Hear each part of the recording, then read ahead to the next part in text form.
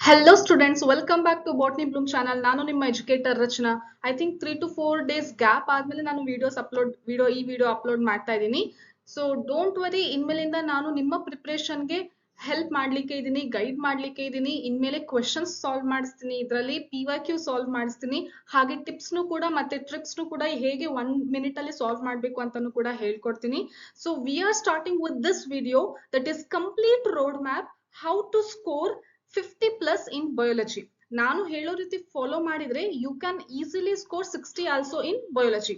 So don't worry ಮಕ್ಕಳೇ, ಆರಾಮಾಗಿ ಈ ಚಾನೆಲ್ ನ ನೀವು ಸಬ್ಸ್ಕ್ರೈಬ್ ಮಾಡಿ, ಹಾಗೆ ಫ್ರೆಂಡ್ಸ್ ಜೊತೆ ಕೂಡ ಶೇರ್ ಮಾಡಿ, ಇದನ್ನ ಫಾಲೋ ಮಾಡಿ ನೀವು ಸ್ಕೋರ್ ಮಾಡಬಹುದು. Okay, so let's begin with this strategy first. So total ಆಗಿ ನಿಮಗೆ ಕ್ವೆಶನ್ಸ್ ಯಾವ ರೀತಿ ಇರುತ್ತೆ, ಫಸ್ಟ್ ಅದನ್ನ ಬ್ರೇಕ್ ಡೌನ್ ಮಾಡ್ಲಿಕ್ಕೆ ಇದೆ. ಸೊ ಟೋಟಲ್ 60 ಕ್ವೆಶನ್ಸ್ ಇರುತ್ತೆ, ಹೌದಾ? ಈ 60 ಕ್ವೆಶನ್ಸ್ ಅಲ್ಲಿ ನಿಮಗೆ ಪ್ರತಿಯೊಂದು ಕ್ವಶನಿಗೂ 1 ಮಾರ್ಕ್ಸ್ ಇರುತ್ತೆ. ನೀವು ಎಕ್ಸಾಮ್ ಅಲ್ಲಿ ಬರೀತಿರಲ್ಲ, ಪ್ರತಿಯೊಂದು ಕ್ವಶನಿಗೂ 1 ಮಾರ್ಕ್ಸ್ ಇರುತ್ತೆ. ಸೊ ಇಲ್ಲಿ ಯಾವುದೇ ರೀತಿ ನೆಗೆಟಿವ್ ಮಾರ್ಕ್ಸ್ ಇರೋದಿಲ್ಲ. ಸೊ ಯಾವುದೇ ಕ್ವಶನ್ ಆಗಿರ್ಲಿ ನೀವು ಬಿಟ್ಟು ಬರೋ ಹಾಗಿಲ್ಲ. ಡೌಟ್ ಇದ್ರೆ ಯಾವ್ದಾದ್ರು ಒಂದು ಆಪ್ಷನ್ಗೆ ಚೂಸ್ ಮಾಡ್ತೀರಾ, ಅಥವಾ ಗೊತ್ತೇ ಇಲ್ಲ ಏನೂ ಇದು ನ್ಯೂ ಕಾನ್ಸೆಪ್ಟ್ ಅನ್ಸ್ತಾ ಇದೆ, ಸಾಲ್ವ್ ಮಾಡಕ್ಕೆ ಕಷ್ಟ ಆಗ್ತಾ ಇದೆ ಅಂತ ಅಂದಾಗ ಯಾವ್ದಾದ್ರು ಒಂದು ಆಪ್ಷನ್ ನ ನೀವು ಅಲ್ಲಿ ಟೆಕ್ ಮಾಡಿ, ಅಂದ್ರೆ ಫಿಲ್ ಮಾಡಿ, OMR ಅಲ್ಲಿ ಫಿಲ್ ಮಾಡಿ ಬರ್ತೀರಾ. ಸೊ ಈಗ ಇಲ್ಲಿ ಸೆಕೆಂಡ್ PUC ಮತ್ತೆ ಫಸ್ಟ್ PUC ನ ಸಿಲೆಬಸ್ ಎಷ್ಟೆಷ್ಟು ಇರುತ್ತೆ ಅಂತ ಅಂದ್ರೆ, ಟೋಟಲ್ ಆಗಿ ಸೆಕೆಂಡ್ PUC ಅಲ್ಲಿ ಇರುವಂತಹ ಲೆಸನ್ಸ್ ಯಾವ್ದು ಅಂತಂದ್ರೆ 13 ಲೆಸನ್ಸ್ ಇರುತ್ತೆ. ನಿಮಗೆ ಸಿಲೆಬಸ್ ಅಲ್ಲಿ ಏನಾದ್ರು ಡೌಟ್ ಇದ್ರೆ ಮಕ್ಕಳೇ ಕಮೆಂಟ್ ಅಲ್ಲಿ ಸಿಲೆಬಸ್ ಅಂತ ನೀವು ಹಾಕಿ. ಸೊ ಜಾಸ್ತಿ ನೀವು ಸಿಲೆಬಸ್ ಬಗ್ಗೆ ಬಹಳ ಸ್ಟೂಡೆಂಟ್ಸ್ ಗೆ ಡೌಟ್ ಇತ್ತು ಅಂತಂದ್ರೆ ನಾನು ಅದ್ರ ಸಪರೇಟ್ ಆಗಿ ವಿಡಿಯೋ ಮಾಡ್ತೀನಿ. ಬಯಾಲಜಿ ಸಿಲೆಬಸ್ ಏನು, ಯಾವ್ದು ಡಿಲೀಟ್ ಆಗಿದೆ, ಯಾವ್ದು ನೀವು ನೋಡ್ಕೋಬೇಕು, ಯಾವ್ದು ಸಿಲೆಬಸ್ KA ಇಂದ ಬಿಟ್ಟಿದ್ದಾರೆ ಅಂತ ಹೇಳಿ ನಾನು ಎಕ್ಸ್ಪ್ಲೇನ್ ಮಾಡ್ತೀನಿ. ನೆಕ್ಸ್ಟ್ ಇಲ್ಲಿ ಫಸ್ಟ್ PUC ನ ಸಿಲೆಬಸ್ ಟೋಟಲ್ ಆಗಿ 19 ಲೆಸನ್ಸ್ ಇದೆ, ಗೊತ್ತಾಯ್ತು? ಸೊ ಈಗ ಈ 13 ಲೆಸನ್ಸ್ ಇಂದಾನೆ 45 to 45 ಕ್ವೆಶನ್ಸ್ ಬರುತ್ತೆ ಅಂತ ಅಂದ್ರೆ out of 60 75% is from second year syllabus. ಇದು ನಿಮಗೆ ಗೊತ್ತಿದೆ ಅಂದ್ರೂ ನಾನು ಮತ್ತೊಂದ್ಸರಿ ಹೇಳ್ತಾ ಇದ್ದೀನಿ, ನೀವು ಫಸ್ಟ್ ಇಯರ್ ಸಿಲೆಬಸ್ ಬಗ್ಗೆ ವರಿ ಆಗ್ಬಿಟ್ಟು ಸ್ಟ್ರೆಸ್ ಮಾಡ್ಕೊಳ್ಳೋದು ಅವಶ್ಯಕತೆ ಇಲ್ಲ. ಅದರಲ್ಲಿ ಫಸ್ಟ್ ಇಯರ್ ಸಿಲೆಬಸ್ ಅಲ್ಲಿ ಏನೇನ್ ಇಂಪಾರ್ಟೆಂಟ್ ಇದೆ, ಯಾವ್ದಾವ್ದು ಓದ್ಬೇಕು ಅಂತ ನಾನು ಹೇಳ್ತೀನಿ. ಬಟ್ ಸೆಕೆಂಡ್ ಇಯರ್ ಸಿಲೆಬಸ್ ಅಲ್ಲಿ ಕಂಪಲ್ಸರಿಯಾಗಿ ಎಲ್ಲ ಲೆಸನ್ಸ್ ಕೂಡ ನೀವು ಓದ್ಲೇಬೇಕು. ಸೊ ಈಗ ತಾನೇ ಸೆಕೆಂಡ್ ಇಯರಿನ ಎಕ್ಸಾಮ್ ಕೊಟ್ಟಿದ್ದೀರಾ, ಥಿಯರಿ ಎಕ್ಸಾಮ್, ಬೋರ್ಡ್ ಎಕ್ಸಾಮ್. ಅದ್ರಲ್ಲೂ ಲಾಸ್ಟ್ ಗೆ ಬಯಾಲಜಿ ಇತ್ತು. ಸೊ ನಿಮಗೆ ಏನು ನೆನಪಿಲ್ಲ ಅನ್ನೋ ರೀತಿ ಯಾವ್ದು ಇಲ್ಲ, ಎಲ್ಲಾ ಕಾನ್ಸೆಪ್ಟ್ಸ್ ನಿಮಗೆ ಗೊತ್ತಿದೆ. ಒಂದ್ಸರಿ ರಿವೈಸ್ ಮಾಡಿ, ರಿವೈಸ್ ಮಾಡ್ಬಿಟ್ಟು ನೀವು ಎಲ್ಲ ಕ್ವೆಶನ್ಸ್ ನ ಸಾಲ್ವ್ ಮಾಡ್ತಾ ಬನ್ನಿ. ಓಕೆ, ಸೊ ನಾನು ಹೇಳ್ತೀನಿ ಯಾವ ರೀತಿ ನೀವು ರಿವೈಸ್ ಮಾಡ್ಬೇಕು, ಯಾವ ರೀತಿ ಸಾಲ್ವ್ ಮಾಡ್ಬೇಕು ಅಂತ.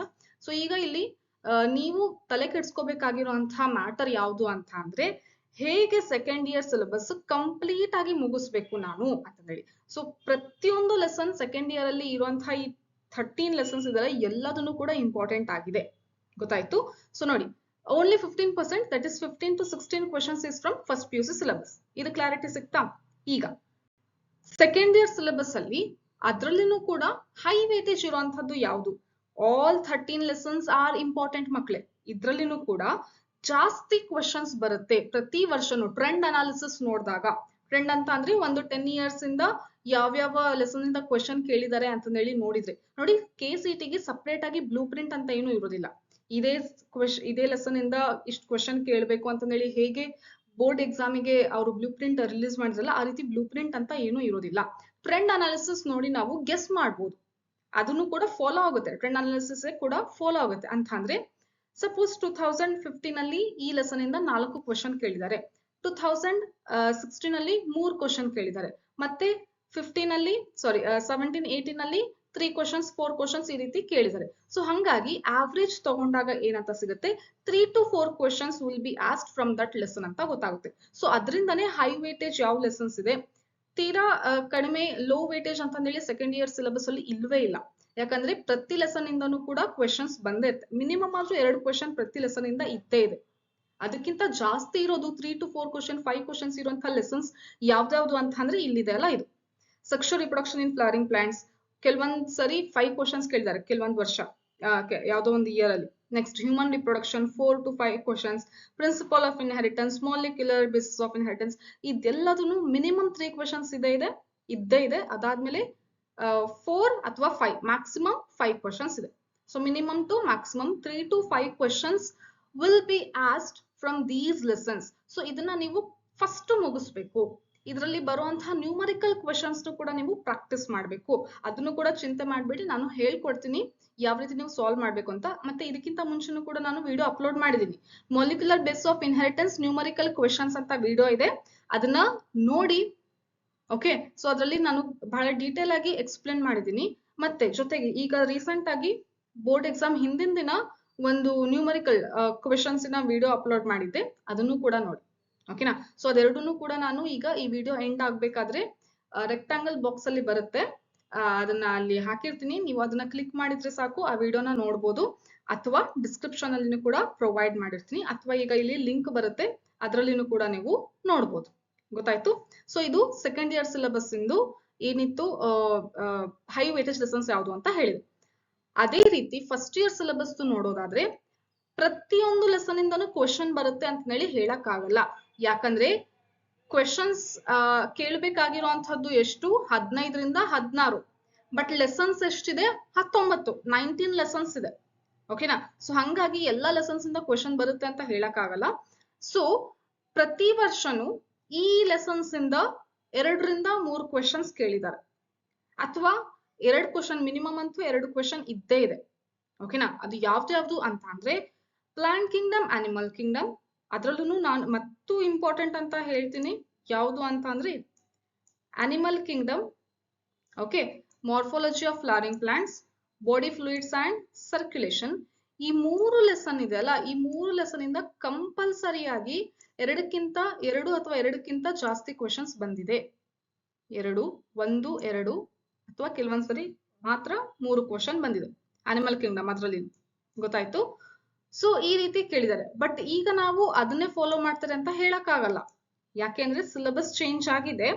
ಮಾರ್ಫಾಲಜಿ ಆಫ್ ಫ್ಲವರಿಂಗ್ ಪ್ಲಾಂಟ್ಸ್ ಅಲ್ಲಿ ಫ್ಯಾಮಿಲೀಸ್ ಕಡಿಮೆ ಆಗಿದೆ, ಮತ್ತೆ ಮಾಡಿಫಿಕೇಶನ್ಸ್ ಏನು ಇತ್ತಲ್ಲ, ರೂಟ್ ಮತ್ತೆ ಸ್ಟೆಮ್ ಲೀಫ್ ಮಾಡಿಫಿಕೇಶನ್ಸ್ ಏನಿದೆ ಅಲ್ಲ ಅದನ್ನು ಕೂಡ ತೆಗ್ದಿದ್ದಾರೆ. ಸೊ ಹಂಗಾಗಿ ಇದ್ರಲ್ಲಿನೇ ಜಾಸ್ತಿ ಕ್ವೆಶನ್ ಕೇಳ್ತಾರೆ ಅಂತ ಎಕ್ಸ್ಪೆಕ್ಟ್ ಮಾಡಕ್ ಆಗೋದಿಲ್ಲ. But still it is very important when you follow trend analysis. So ಈ ವರ್ಷನೂ ಕೂಡ ಕ್ವೆಶನ್ ಕೇಳ್ತಾರೆ, 1, 2 ಈ ಲೆಸನ್ ಇಂದ ಕ್ವೆಶನ್ ಕೇಳ್ತಾರೆ. ಸೊ ಹಂಗಾಗಿ ಇದಿಷ್ಟು ಲೆಸನ್ಸ್ ಇದೆಲ್ಲ ಇದು ನೀವು ಕಂಪಲ್ಸರಿ ಓದ್ಲೇಬೇಕು ಮಕ್ಕಳೇ. ಫಸ್ಟ್ ಇಯರ್ ಸಿಲೆಬಸ್ ಇಂದ ಕಂಪಲ್ಸರಿ ಓದ್ಲೇಬೇಕು. ಮಿಕ್ಕಿರುವಂತ ಲೆಸನ್ಸ್ ನ ಸಿನಾಪ್ಸಿಸ್ ಓದ್ಕೊಂಡ್ಬಿಟ್ಟು ಈಸಿಯಾಗಿ ನೀವು ಸಾಲ್ವ್ ಮಾಡ್ಬೋದು ಕ್ವೆಶನ್ಸ್. ಯಾಕಂದ್ರೆ ಅದರಿಂದ ಮೇ ಬಿ 1 ಕ್ವೆಶನ್ ಬರ್ಬೋದು ಅಥವಾ ಬರ್ದೇ ಇರ್ಬೋದು. ಸೊ ಫಸ್ಟ್ ಇಯರ್ ಸಿಲೆಬಸ್ ಎಲ್ಲ ಹೆಂಗ್ ಗೊತ್ತಾ, suppose photosynthesis in higher plants ಅಂದ್ರೆ 1 ಕ್ವೆಶನ್ ಬರುತ್ತೆ, ರೆಸ್ಪಿರೇಷನ್ ಇನ್ ಹೈಯರ್ ಪ್ಲಾಂಟ್ಸ್ ಅಂದ್ರೆ 1 ಕ್ವೆಶನ್ ಬರುತ್ತೆ, ರೆಸ್ಪಿರೇಷನ್ ಇನ್ ಪ್ಲಾಂಟ್ಸ್ ಅಂದ್ರೆ plant growth and development lesson ಇಂದ 1 ಕ್ವೆಶನ್ ಬರುತ್ತೆ. ಈ ರೀತಿ 1 ಅಥವಾ 0 1 ಕ್ವೆಶನ್ ಬರ್ಬೋದು, ಅಥವಾ ಬರ್ದನು ಕೂಡ ಇರ್ಬೋದು. ಕೆಲವೊಂದು ಲೆಸನ್ ಸಣ್ಣ ಲಿವಿಂಗ್ ವರ್ಲ್ಡ್ ಆಗಿರ್ಬೋದು, ಸೊ ಅದರಿಂದ ಕ್ವೆಶನ್ ಬರ್ಬೋದು ಅಥವಾ ಬರ್ದೇ ಇರ್ಬೋದು. ಸೊ ಆ ರೀತಿ ಆಗುತ್ತೆ. ಸೊ ಹಂಗಾಗಿ ಇದಿಷ್ಟು ಲೆಸನ್ಸ್ ನೀವು ಕಂಪಲ್ಸರಿ ಆಗಿ ನೋಡ್ಕೊಳ್ಳೇಬೇಕು. ನೆಕ್ಸ್ಟ್ ಸೋರ್ಸ್ ನೀವು ನೋಡೋದಾದ್ರೆ NCERT ನೇ ಮೇನ್. ಬಯಾಲಜಿಗೆ ನಿಮಗೆ ಗೊತ್ತಿರೋ ಹಾಗೆ NCERT ಕಂಪಲ್ಸರಿ ಓದಿ. ಯಾವ್ದು ಮ್ಯಾಮ್ ತೀರಾ ಓದ್ಕೊಂತ ಕುತ್ಕೊಂಡ್ಬಿಡದ, ಹೆಂಗ್ ಓದ್ಬೇಕು ಅಂತ ಕೇಳಿದ್ರೆ ನೀವು ಸಿನಾಪ್ಸಿಸ್ ಓದ್ಕೊಂತ ಬನ್ನಿ. ಅಂತಂದ್ರೆ ಮೇನ್ ಪಾಯಿಂಟ್ಸ್ ಏನಿದೆ ನಿಮಗೆ ಆಲ್ರೆಡಿ ಲೆಸನ್ ಬಗ್ಗೆ ಐಡಿಯಾ ಇದೆ, ಹೊಸದಾಗಿ ಏನು ಓದ್ತಾ ಇಲ್ಲ, ಎಕ್ಸಾಮ್ ಬರ್ದಾಗಿದೆ, ಹೌದಾ? ಸೊ ಕಂಪ್ಲೀಟ್ ಆಗಿ ಲೆಸನ್ ಬಗ್ಗೆ ಐಡಿಯಾ ಇದೆ, ನಿಮಗೆ ಯಾವ್ದು ಮೇನ್ ಇದೆ ಅಂತ ಹೇಳಿ ಗೊತ್ತಾಗುತ್ತೆ. ಸೊ ಬೇಕಿದ್ರೆ ನಾನು ಅದನ್ನು ಕೂಡ ವಿಡಿಯೋ ಅಪ್ಲೋಡ್ ಮಾಡ್ತೀನಿ, ಯಾವ ರೀತಿ ನೀವು NCERT ಬೇಗ ಓದ್ಬೇಕು ಅಂತ. ಸೊ ಏನ್ ಮಾಡ್ತೀರಾ, 1 hour ಅಲ್ಲಿ NCERT 1 ಲೆಸನ್ ನ ಓದಿ ಮುಗಿಸ್ಬಿಡ್ತೀರಾ ಎಲ್ಲಾ ಲೈನ್ಸ್. ಅದಾದ್ಮೇಲೆ ಇನ್ನು ನೆಕ್ಸ್ಟ್ 1 hour ಇದೆ ಅಲ್ಲ, this will be for question practice. ನೋಡಿ ಆಕ್ಚುಲಿ ಹಂಗೂನು ಹೇಳ್ಬೇಕಂದ್ರೆ ಒಂದ್ ಅರ್ಧ ಮುಕ್ಕಾಲ್ ಗಂಟೆಲೇನೆ ಓದಿ ಮುಗಿಸ್ಬಿಡಿ ಲೆಸನ್ ನ. ಮೇನ್ ಪಾಯಿಂಟ್ಸ್ ಏನಿದೆ ಅದನ್ನ ಲೆಸನ್ ನ ಅರ್ಧ ಮುಕ್ಕಾಲ್ ಗಂಟೆಯಲ್ಲಿ ಓದಿ ಮುಗಿಸ್ಬಿಡಿ. ಅದಾದ್ಮೇಲೆ ಕ್ವೆಶನ್ ಪ್ರಾಕ್ಟೀಸ್ ಮಾಡ್ತಿರಲ್ಲ, ಅದು ಬಹಳ ಇಂಪಾರ್ಟೆಂಟ್. ಎಷ್ಟು ಜಾಸ್ತಿ ಕ್ವೆಶನ್ಸ್ ಪ್ರಾಕ್ಟೀಸ್ ಮಾಡ್ತೀರಾ ಅಷ್ಟು ಚೆನ್ನಾಗಿ ನಿಮಗೆ ಕಾನ್ಸೆಪ್ಟ್ ಅರ್ಥ ಆಗ್ತಾ ಬರುತ್ತೆ. ಗೊತ್ತಾಯ್ತಾ? ನಿಮ್ಮ ನಾಲೆಡ್ಜ್ ಟೆಸ್ಟ್ ಮಾಡ್ಲಿಕ್ಕೆ ಇರುವಂತಹ ಪ್ಯಾಟರ್ನೇ ಈ ರೀತಿ ಕ್ವೆಶನ್ಸ್, ಹೌದಾ? ಸೊ ಹಂಗಾಗಿ ಎಷ್ಟು ಜಾಸ್ತಿ ಕ್ವೆಶನ್ಸ್ ಸಾಲ್ವ್ ಮಾಡ್ತೀರಾ ಅಷ್ಟು ನಿಮಗೆ ಬೆನಿಫಿಟ್ ಇದೆ. ಯಾವ ರೀತಿ ಕ್ವೆಶನ್ ಸಾಲ್ವ್ ಮಾಡ್ತೀರಾ, ಫಸ್ಟ್ ಆ ಲೆಸನ್ ಇನ PYQ ಸಾಲ್ವ್ ಮಾಡ್ತೀರಾ. ಪ್ರೀವಿಯಸ್ ಇಯರ್ ಕ್ವೆಶನ್ ಮಿನಿಮಮ್ ಎಷ್ಟಿರ್ಬೇಕು ಮ್ಯಾಮ್ ಅಂತ ಕೇಳಿದ್ರೆ 2015 ಇಂದ 24 ತನಕನು ಯಾವ್ದಾವ್ದು ಕ್ವೆಶನ್ಸ್ ಬಂದಿದೆ ಆ ಲೆಸನ್ ಇಂದ ಎಲ್ಲದನ್ನು ನೀವು ಪರ್ಫೆಕ್ಟ್ ಇರ್ಬೇಕು. ಅದಾದ್ಮೇಲೆ ಏನ್ ಮಾಡ್ತೀರಾ, ಇನ್ನು ಮಿಕ್ಕಿರುವಂತಹ ಲೆವೆಲ್ 1 ಲೆವೆಲ್ 2 ಕ್ವೆಶನ್ಸ್, ಜಾಸ್ತಿ ಬೇಡ, ಲೆವೆಲ್ 1 ಲೆವೆಲ್ 2 ಕೆಲವೊಂದು ಮೆಟೀರಿಯಲ್ ಅಲ್ಲಿ ಈ ರೀತಿ ಇರುತ್ತೆ, ಲೆವೆಲ್ 1 ಕ್ವೆಶನ್, ಎಕ್ಸಸೈಸ್ 1, ಎಕ್ಸಸೈಸ್ 2 ಅಂತ ಇರುತ್ತೆ. ಸೊ ಜಾಸ್ತಿ ಲೆವೆಲ್ ಅಲ್ಲಿ ಇತ್ತು ಅಂದ್ರೆ ಅದು ನೀಟ್ ಪ್ಯಾಟರ್ನ್ ಗೆ. ಸೊ ಅದನ್ನು ಕೂಡ ಜೊತೆಗೆ ಸಾಲ್ವ್ ಮಾಡ್ಕೊಂತ ಬನ್ನಿ, ಯಾಕಂದ್ರೆ ನೀಟ್ ಎಕ್ಸಾಮ್ಗೆ ಜಾಸ್ತಿ ಟೈಮ್ ಇಲ್ಲ. ಸೊ ಸೆಕೆಂಡ್ ಇಯರ್ ಸಿಲೆಬಸ್ ನೀವು ಓದ್ತಾ ಇದ್ದೀರಾ ಅಂತ ಅಂದ್ರೆ ಲೆವೆಲ್ 1, ಲೆವೆಲ್ 2 ಕ್ವೆಶನ್ಸ್ ನ ನೀವು ಮುಗಿಸ್ಬೇಡಿ, ಸಾಲ್ವ್ ಮಾಡ್ಬಿಟ್ಟು, ಸರಿನಾ? ಸೊ ಲೆವೆಲ್ 1, ಲೆವೆಲ್ 2 ಕ್ವೆಶನ್ಸ್ ಓದ್ತೀರಾ, ಸಾಲ್ವ್ ಮಾಡ್ತೀರಾ. ಸಾಲ್ವ್ ಮಾಡಿದ್ಮೇಲೆ ಟೋಟಲ್ ಎಷ್ಟು ಮಾಡಬೇಕು ಈ ರೀತಿ ಅಂತ ಅಂದ್ರೆ ಅಟ್ ಲೀಸ್ಟ್ ಒಂದ್ ಲೆಸನ್ ಇಂದ ನಿಮಗೆ 100 ಕ್ವೆಶನ್ಸ್ ಸಾಲ್ವ್ ಮಾಡಿರ್ಬೇಕು. ಮಿನಿಮಮ್ ಒಂದು ಲೆಸನ್ ಇಂದ 100 ಕ್ವೆಶನ್ಸ್ ನೀವು ಸಾಲ್ವ್ ಮಾಡ್ತೀರಾ. ಅದಾದ್ಮೇಲೆ ರಿವಿಷನ್ ಮಾಡ್ಬೇಕು. ಗೊತ್ತಾಯ್ತು? ಯಾವ ರೀತಿ ರಿವಿಷನ್ ಅಂತಂದ್ರೆ ರಿವಿಷನ್ ಪ್ಯಾಟರ್ನ್ ಯಾವ ರೀತಿ ಇರಬೇಕು ಅಂತಂದ್ರೆ ನಾನು ಆಲ್ರೆಡಿ ಡಿಸ್ಕಸ್ ಮಾಡಿದ್ದೆ. ಓಕೆ, ಸೊ ನಿಮಗೆ ಈ 25 ಡೇಸ್ ಅಲ್ಲಿ ಯಾವ ರೀತಿ ಓದ್ಬೇಕು ಅಂತ ಒಂದು ವಿಡಿಯೋ ಅಪ್ಲೋಡ್ ಮಾಡಿದ್ದೆ, ಅದರಲ್ಲಿ ನಾನು ರಿವಿಷನ್ ಪ್ಯಾಟರ್ನ್ ಹೇಳಿದ್ದೆ. ಏನಂತಂದ್ರೆ ಈಗ Sunday to Saturday, sorry Monday to Saturday ತಗೊಂತೀನಿ. ಮಂಡೇ ಟು ಸ್ಯಾಟರ್ಡೆ ಏನ್ ಓದಿರ್ತೀರಲ್ಲ ಅದನ್ನ ಸಂಡೇ ರಿವೈಸ್ ಮಾಡಬೇಕು. Not only biology I am telling, ಎಲ್ಲದನ್ನು ರಿವೈಸ್ ಮಾಡಬೇಕು. ಮಂಡೇ ಟು ಸ್ಯಾಟರ್ಡೆ ಓದಿರೋದನ್ನ ಸಂಡೇ ರಿವೈಸ್ ಮಾಡ್ತೀರಾ. ರಿವೈಸ್ ಮಾಡಿದ್ಮೇಲೆ ಸಂಜೆ ಏನ್ ಮಾಡ್ಬೇಕು, ಮಾಕ್ ಟೆಸ್ಟ್ ಅಟೆಂಡ್ ಮಾಡ್ಬೇಕು. ಗೊತ್ತಾಯ್ತು? ಮಾಕ್ ಟೆಸ್ಟ್ ಯಾವ ರೀತಿ ಅಂತ ಅಂದ್ರೆ ಫ್ರೀ ಆಗಿ ಇರುತ್ತೆ ಮಾಕ್ ಟೆಸ್ಟ್. ಕೆಲವೊಂದು ಇನ್ಸ್ಟಿಟ್ಯೂಷನ್ ಆಗಿರ್ಬೋದು, ಆರ್ಗನೈಸೇಷನ್ ಆಗಿರ್ಬೋದು, ಫ್ರೀ ಆಗಿ ಮಾಕ್ ಟೆಸ್ಟ್ ನ ಪ್ರೊವೈಡ್ ಮಾಡ್ತಿದ್ದಾರೆ. ಸೊ ಅದನ್ನ ನೀವು ಅಟೆಂಡ್ ಮಾಡ್ಬೋದು. ಓಕೆನಾ? ಸೊ ಅಥವಾ ನೀವು ಏನ್ ಮಾಡಿ ಅಂತ ಅಂದ್ರೆ ಆ ಲೆಸನ್ಸಿನ ಕ್ವೆಶನ್ಸ್ ಏನಿರುತ್ತೆ ಅಲ್ವಾ, ಸಾಲ್ವ್ ಮಾಡದೇ ಇರುವಂತದ್ದು ಬುಕ್ ಅಲ್ಲಿ ನೀವೇ ಸ್ಟಾಪ್ ವಾಚ್ ಇಟ್ಕೊಂಡ್ಬಿಟ್ಟು ಸಾಲ್ವ್ ಮಾಡ್ಕೊಂತ ಬನ್ನಿ. ಎಲ್ಲ ಆದ್ಮೇಲೆ ಆನ್ಸರ್ಸ್ ನ ಚೆಕ್ ಮಾಡ್ಕೊಳ್ಳಿ. Okay, that is self mock test, very very important. ಯಾಕೆ ಮಾಕ್ ಟೆಸ್ಟ್ ಅಟೆಂಡ್ ಮಾಡಬೇಕು ಅಂತಂದ್ರೆ ಟೈಮ್ ಮ್ಯಾನೇಜ್ಮೆಂಟ್ಗೋಸ್ಕರ. ಸೊ 1 ಮಿನಿಟ್ ಒಳಗಡೆನೆ ನೀವು ಸಾಲ್ವ್ ಮಾಡೋದನ್ನ ಕಲಿತೀರಾ. ಎಷ್ಟು ಚೆನ್ನಾಗಿ ಟೈಮ್ ಮ್ಯಾನೇಜ್ ಮಾಡೋದನ್ನ ಕಲಿತೀರಾ ಅಷ್ಟು ನಿಮಗೆ ಎಕ್ಸಾಮ್ ಅಲ್ಲಿ ಯೂಸ್ ಆಗುತ್ತೆ. ನೆಕ್ಸ್ಟ್, ಅದ್ರಲ್ಲಿ ಏನೇನ್ ಮಿಸ್ಟೇಕ್ ಆಗಿದೆ ಅದನ್ನ ಎರರ್ ಬುಕ್ ಅಂತ ಮೇಂಟೈನ್ ಮಾಡಿ. ನಾನು ಮುಂಚೆಯಿಂದನೂ ಎಲ್ಲಾ ವಿಡಿಯೋಸ್ ಅಲ್ಲೂ ಹೇಳ್ತಾ ಬಂದಿದ್ದೀನಿ, ಸ್ಟ್ರಾಟಜಿ ವಿಡಿಯೋಸ್ ಎಲ್ಲದ್ರಲ್ಲಿನೂ ಕೂಡ, that is to keep your error book. Error book is nothing but ಒಂದು ಶೀಟ್ ಅಲ್ಲಿ ಅಥವಾ ಅಲ್ಲೇ ಟೆಕ್ಸ್ಟ್ ಬುಕ್ ಅಲ್ಲೇನೆ ಯಾವ್ದು ಕಾನ್ಸೆಪ್ಟ್ ನೀವು ಸಾಲ್ವ್ ಮಾಡಕ್ಕೆ ಆಗಿಲ್ಲ ಅಂತಂದ್ರೆ ಅದು ನಿಮಗೆ ಸರಿಯಾಗಿ ಅರ್ಥ ಆಗಿಲ್ಲ, ಅದನ್ನ ನೀವು ಮತ್ತೊಂದ್ಸರಿ ರಿವೈಸ್ ಮಾಡ್ಬೇಕು ಅಂತ ಅರ್ಥ. ಸೊ ಅದನ್ನ ನೀವು ಮಾರ್ಕ್ ಮಾಡ್ಕೊಂತೀರಾ. ಸೊ ಅದನ್ನ ನೀವು ಎರರ್ ಬುಕ್ ಅಂತ ಕನ್ಸಿಡರ್ ಮಾಡ್ತೀರಾ, ಅಥವಾ ಬುಕ್ ಅಲ್ಲಿ ಪಾಯಿಂಟ್ಸ್ ಮಾಡ್ಕೊಂತ ಬರ್ತೀರಾ. ಈ ಕಾನ್ಸೆಪ್ಟ್ ನಾನು ಸಾಲ್ವ್ ಮಾಡಕ್ ಆಗಿಲ್ಲ ಅಂತ ಪಾಯಿಂಟ್ಸ್ ಮಾಡ್ಕೊಂತೀರಾ. ಸೊ ಅವಾಗ ಯಾವ್ದು ಮತ್ತೊಂದ್ಸರಿ ಇದನ್ನ ನೆಕ್ಸ್ಟ್ ವೀಕ್ ಮತ್ತೆ ರಿವಿಷನ್ ಮಾಡ್ತಿರಲ್ಲ, ಅವಾಗ ಅದನ್ನ ಸ್ಟ್ರೆಸ್ ಮಾಡಿ ಓದ್ಬೇಕಾಗುತ್ತೆ. ಸಪೋಸ್ ಈಗ ಸಂಡೇ ಮಾಕ್ ಟೆಸ್ಟ್ ಬರೆದ್ರಿ, ಮತ್ತೆ ಮಂಡೇ ಇಂದ ನೀವು ಓದ್ಲಿಕ್ಕೆ ಸ್ಟಾರ್ಟ್ ಮಾಡ್ತೀರಾ, ಮಂಡೇ ಟು ಸ್ಯಾಟರ್ಡೆ ಓದ್ತೀರಾ. ಓಕೆನಾ? ಸೊ ಈಗ ಈ ಸಂಡೇ ಏನ್ ಮಾಡ್ತೀರಾ, ಈ ಮಂಡೇ ಟು ಸ್ಯಾಟರ್ಡೆ ಏನ್ ಓದಿರ್ತೀರಾ ಅದನ್ನ ರಿವೈಸ್ ಮಾಡ್ತೀರಾ. ಹೌದಾ?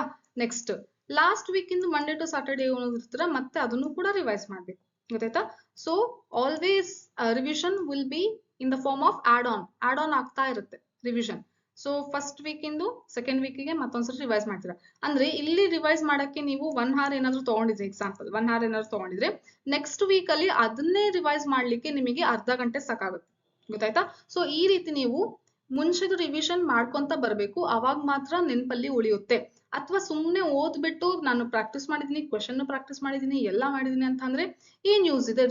ರಿವಿಷನ್ ಮಾಡಿಲ್ಲ. Always remember, revision is the mother of learning. So ನೀವು ಎಷ್ಟು ಚೆನ್ನಾಗಿ ರಿವೈಸ್ ಮಾಡ್ತೀರೋ ಅಷ್ಟು ಒಳ್ಳೇದು ಮಕ್ಕಳೇ. ಗೊತ್ತಾಯ್ತು? ಸೊ ಇದನ್ನ ನೀವು ಫಾಲೋ ಮಾಡಿ. ಸೊ ಈಗ ಈ ಸಂಡೇ ಏನು ಮತ್ತೆ ರಿವೈಸ್ ಮಾಡಿದ್ಮೇಲೆ ಏನ್ ಮಾಡ್ತೀರಾ, ಇಲ್ಲಿ ಮುಂಚೆ ಒಂದು ಪಾಯಿಂಟ್ ಮಾಡ್ಕೊಂಡಿರ್ತೀರಾ ಸರಿ ರಿವಿಷನ್ ಇಂದು ಯಾವ್ದಾವ್ದು ಕಾನ್ಸೆಪ್ಟ್ ಕಷ್ಟ ಆಗಿತ್ತು, ಸಾಲ್ವ್ ಮಾಡಕ್ ಆಗಿಲ್ಲ ಅಂತ, ಅದನ್ನ ಚೆನ್ನಾಗಿ ಓದ್ತೀರಾ. ಸಪೋಸ್ ಕೆಲವೊಂದು ಕಾನ್ಸೆಪ್ಟ್ ಹೆಂಗಿರುತ್ತೆ ಅಂತಂದ್ರೆ ನಿಮಗೆ ಬರುತ್ತೆ, ಮತ್ತೊಂದ್ಸಲ ರಿವೈಸ್ ಮಾಡೋದೇ ಬೇಕಾಗಿಲ್ಲ ಅಂತ ಕಾನ್ಸೆಪ್ಟ್ಸ್ ನೀವು ಆರಾಮಾಗಿ ಸ್ಕಿಪ್ ಮಾಡ್ಕೊಂತ ಮುಂದೆ ಹೋಗ್ಬಿಡಿ. ಬಟ್ ಕೆಲವೊಂದು ಕಾನ್ಸೆಪ್ಟ್ಸ್ ಇರುತ್ತೆ ಅದರಲ್ಲಿ ನೀವು ಪದೇ ಪದೇ ತಪ್ಪು ಮಾಡ್ತಿರ್ತೀರಾ, ಎರರ್ ಅಲ್ಲಿ ನೀವು ಬರ್ಕೊಂಡಿದ್ದೀರಾ ಆ ಕಾನ್ಸೆಪ್ಟ್ ತಪ್ಪಾಗಿದೆ ಅಂತ, ಅದನ್ನ ನೀವು ಚೆನ್ನಾಗಿ ರಿವೈಸ್ ಮಾಡ್ಬೇಕು. ಗೊತ್ತಾಯ್ತು? So this is how you need to learn from your mistakes. Then study schedule ಹೆಂಗಿರ್ಬೇಕು ಅಂತ ಅಂದ್ರೆ ಮಾರ್ನಿಂಗ್ ಇಂದ ನೈಟ್ ತನಕ ನೀವು ಕುತ್ಕೊಂಡು ಓದ್ತಿದ್ದೀರಾ ಅಂತ ಅಂದ್ರೆ ಪ್ರತಿಯೊಂದು ಸಬ್ಜೆಕ್ಟಿಗೂ 2.5 hours ತಗೊಳ್ರಿ. ಓಕೆನಾ? ಸೊ ಫಸ್ಟ್ ಗೆನೆ ಬೆಳಗ್ಗೆ ಏನ್ ಮಾಡ್ತೀರಾ, ಫಿಸಿಕ್ಸ್ ಓದ್ತೀರಾ. Okay, so you can start from 6 or from 7 AM. 6 or 7 ಬೆಳಗ್ಗೆ ಸ್ಟಾರ್ಟ್ ಮಾಡ್ತೀರಾ. ಫಸ್ಟ್ 2.5 hours ಏನ್ ಮಾಡ್ತೀರಾ, ಒಂದ್ ಸಬ್ಜೆಕ್ಟ್ ಓದ್ತೀರಾ. ಅಂದ್ರೆ ಇದರಲ್ಲಿ ಸಿನಾಪ್ಸಿಸ್ ಓದ್ಬಿಟ್ಟು ಫಾರ್ಮುಲಾ ರಿವೈಸ್ ಮಾಡ್ಬಿಟ್ಟು ಕ್ವೆಶನ್ ಪ್ರಾಕ್ಟೀಸ್ ಮಾಡೋದು ಇನ್ಕ್ಲೂಡ್ ಆಗಿರುತ್ತೆ. ಅದಾದ್ಮೇಲೆ ಬ್ರೇಕ್ ತಗೊಂತೀರಾ ಅರ್ಧ ಗಂಟೆ. ಪ್ರತಿ ಸರಿನೂ ಒಂದೊಂದು ಸ್ಲಾಟ್ ಆಗಿದ ತಕ್ಷಣ ಅರ್ಧ ಗಂಟೆ ಬ್ರೇಕ್ ತಗೊಂತೀರಾ. ಗೊತ್ತಾಯ್ತು. ಈ ಅರ್ಧ ಗಂಟೆ ಬ್ರೇಕ್ ಅಲ್ಲಿ ನಿಮ್ಮ ಏನೇನ್ ಕೆಲಸಗಳಿರುತ್ತೋ ಅದನ್ನ ಮಾಡಿ ಮುಗಿಸ್ಬಿಡಿ. ಓಕೆನಾ. ನೆಕ್ಸ್ಟ್ ಮತ್ತೆ ಅರ್ಧ ಗಂಟೆ ಗ್ಯಾಪ್ ಆದ್ಮೇಲೆ ಮತ್ತೆ 2.5 hours ಇಂದು ಇನ್ನೊಂದು ಸಬ್ಜೆಕ್ಟ್, ಕೆಮಿಸ್ಟ್ರಿನೋ ಬಯಾಲಜಿನೋ ಯಾವ್ದೋ ನೀವು ಓದ್ತೀರಾ. ಓಕೆನಾ. ಸೊ ಅದಾದ್ಮೇಲೆ ಇಲ್ಲಿನೂ ಕೂಡ ಅಷ್ಟೇ ಸಿನಾಪ್ಸಿಸ್ ಫಾರ್ಮುಲಾ ಏನೇನಿದೆ ಎಲ್ಲ ರಿವೈಸ್ ಮಾಡ್ಬಿಟ್ಟು ಕ್ವೆಶನ್ ಪ್ರಾಕ್ಟೀಸ್ ಮಾಡುವಂಥದ್ದು. ನೆಕ್ಸ್ಟ್ ಅರ್ಧ ಗಂಟೆ ಬ್ರೇಕ್ ತಗೊಂತೀರಾ, ಮತ್ತೆ ಇನ್ನೊಂದು subject biology subject. Okay. So biology ಓದ್ತೀರಾ. ಇಲ್ಲಿನೂ ಕೂಡ 2.5 hours.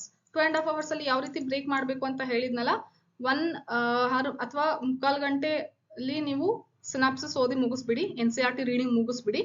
ಅದಾದ್ಮೇಲೆ ಏನ್ ಮಾಡ್ಬೇಕು, ಕ್ವೆಶನ್ ಪ್ರಾಕ್ಟೀಸ್ ಮಾಡ್ಬೇಕು. ಕ್ವೆಶನ್ ಪ್ರಾಕ್ಟೀಸ್ಗೆ ಜಾಸ್ತಿ ಟೈಮ್ ಕೊಡ್ಬೇಕು. ಗೊತ್ತಾಯ್ತು ಮಕ್ಕಳೇ.